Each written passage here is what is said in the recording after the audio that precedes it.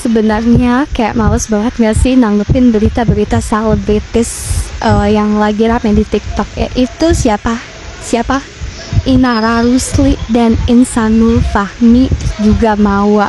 Menurut gue ya, Inara lu parah banget sih. Lu itu perempuan, lu pernah rumah tangganya dirusak orang, lu tahu rasa sakitnya gimana, tapi dengan sombongnya lo bilang di media kalau Insanul sebagai suami saya, dan lo juga Insanul, lo bilang I love you Mawa, I love you Inara. Kayak lo berdua ya, kalau kata gue udah stop bilang agama ini. Menurut gue kayak lu parah sih mencepatkan, terutama lu ya Inara.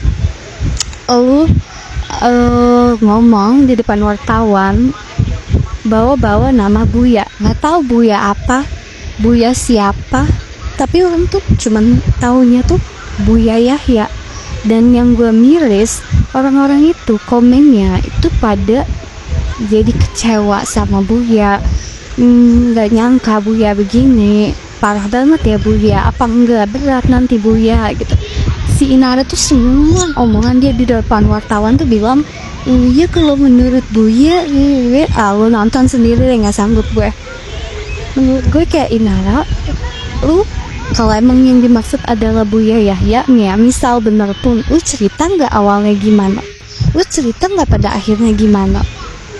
Oh iya, ada seorang perempuan yang terzolimi karena hubungan lo berdua diawali dengan kebohongan gitu.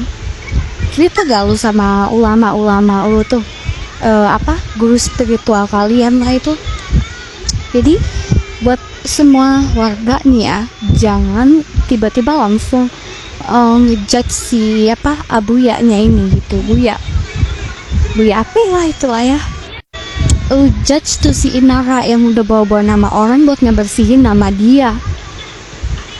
Emang dari awal tuh ya, abis si Inara buka cadar, itu dia yang namanya savage ya, balas-balesin komen haters, terus